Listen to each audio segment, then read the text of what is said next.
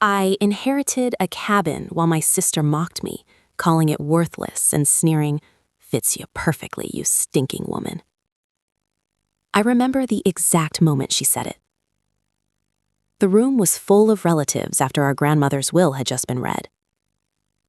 My sister leaned back in her chair, smiling like she had just won the lottery. And honestly, she had. She inherited a luxury apartment in Miami.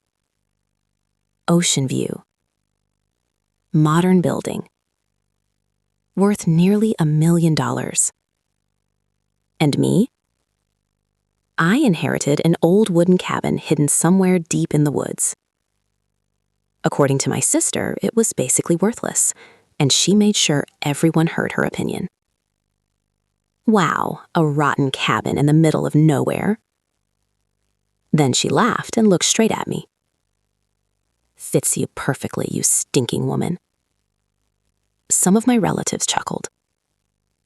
Others avoided eye contact. But I didn't react.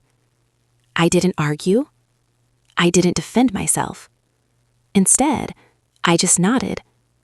Because something about my grandmother's decision felt strange. She was never careless with anything she did, and giving me that cabin felt intentional.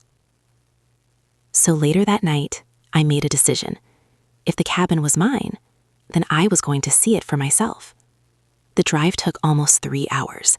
The deeper I went into the forest, the quieter everything became. No traffic, no lights, just trees and darkness.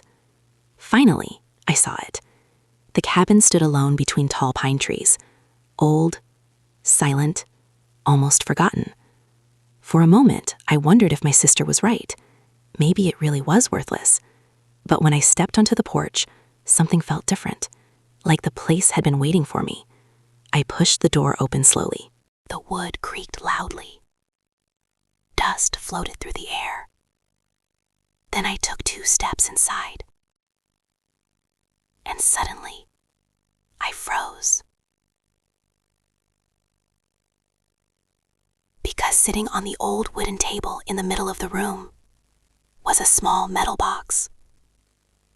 And written on top of it was my name.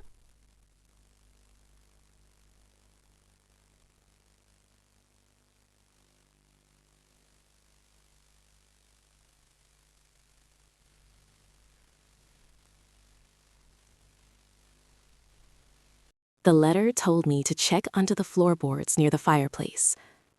At first, I thought it was some kind of joke, but curiosity was stronger than doubt. So I grabbed a tool and carefully lifted one of the wooden boards. And underneath it, my breath completely stopped, because hidden beneath the floor was a large steel safe. My hands were trembling as I opened it. Inside were documents, ink records, property papers, and another letter. When I finished reading it, I couldn't believe what I was seeing, because the cabin wasn't worthless, not even close. The land surrounding the cabin had been secretly purchased by my grandmother over many years, hundreds of acres of land, and recently, a massive luxury resort project had been approved nearby. Which meant the value of the land had exploded. The documents showed the final estimate.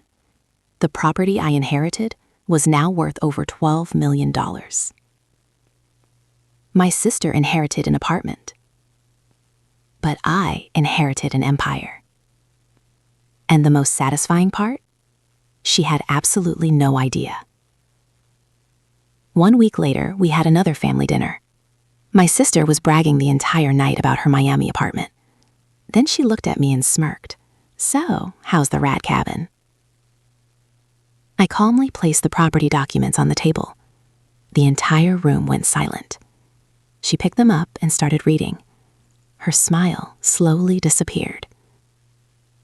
Her eyes grew wider with every page. Finally, she whispered, "Wait, this can't be real." I leaned slightly closer to her and quietly repeated the same words she once said to me. "Fits you perfectly." For the first time in her life, my sister had nothing to say. And in that moment, I realized something important. The most powerful revenge isn't shouting back. It's quietly succeeding until the people who mocked you are forced to watch you win.